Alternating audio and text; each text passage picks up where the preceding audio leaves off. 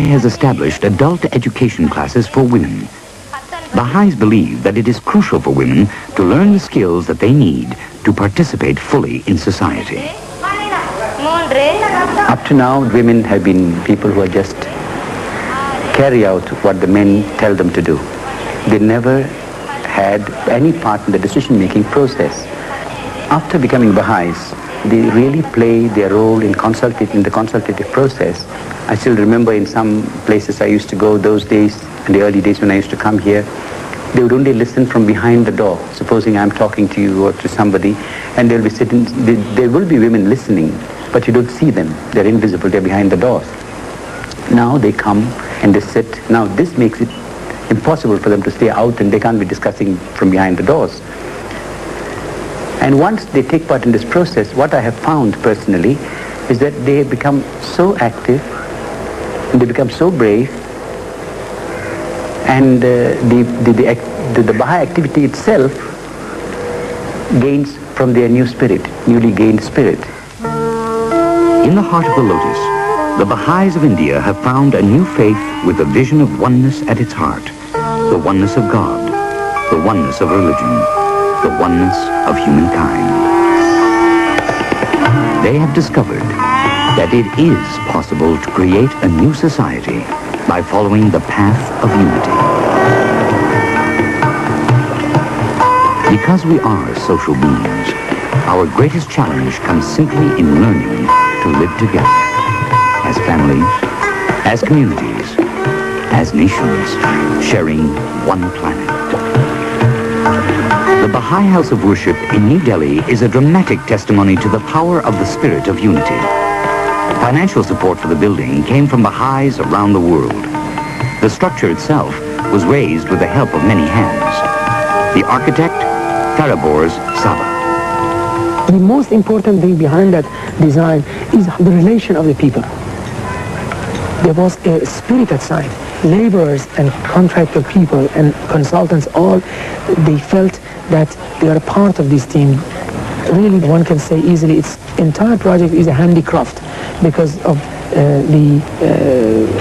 all the items which have been done with the help of people that they are really craftsmen. 400 carpenters at a time making 40,000 square meters of formwork, something like this. That feeling was developed outside that everybody has something to contribute, and that was the spirit of teamwork that could do this job in India. It took 10 years to complete the building. The demands of the structure gave rise to a unique synthesis of modern technological methods and ancient skills.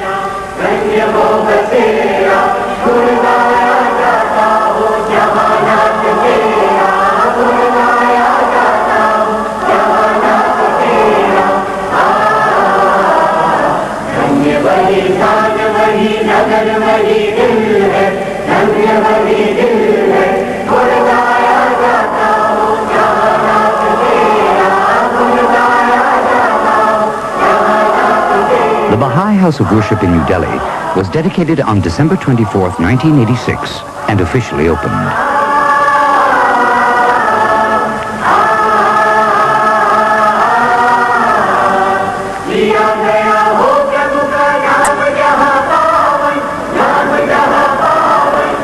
Thousands of Baha'is and their guests came from all over India and around the world to attend the ceremony. Some had never traveled so far from their villages before.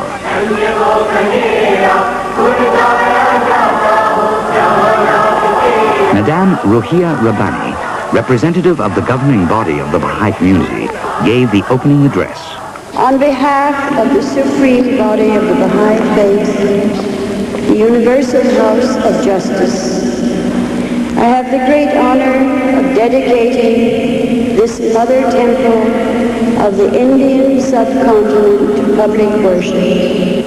Now this glorious marble lotus, this exquisite symbol of purity, beauty, perfection, and mercy, enfolds us, bidding us unite in peace, proclaiming to all men the underlying verities of the Baha'i faith. the unity of God, the unity of his prophets, the unity of mankind.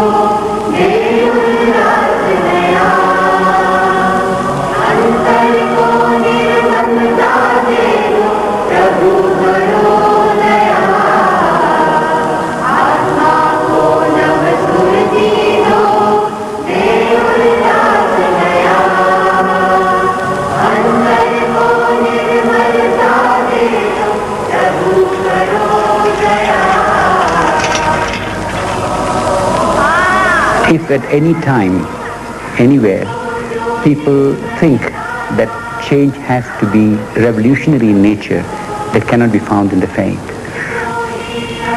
We have to have patience, allowing the organic growth to take its course. This process is taking place, and everyone plays a role, small or big, less or more. In playing this role, he or she benefits, and like the plant that grows into a tree, the faith grows on like the tree, and it will bear fruit. In communities throughout India and around the world, Baha'is are working together to lay a foundation of unity. They believe the establishment of a peaceful society on our planet depends upon it. The inspiration for their worldwide undertaking is a teaching of Baha'u'llah, the founder of their faith. Regard not one another as strangers. The earth is but one country, and mankind its citizens.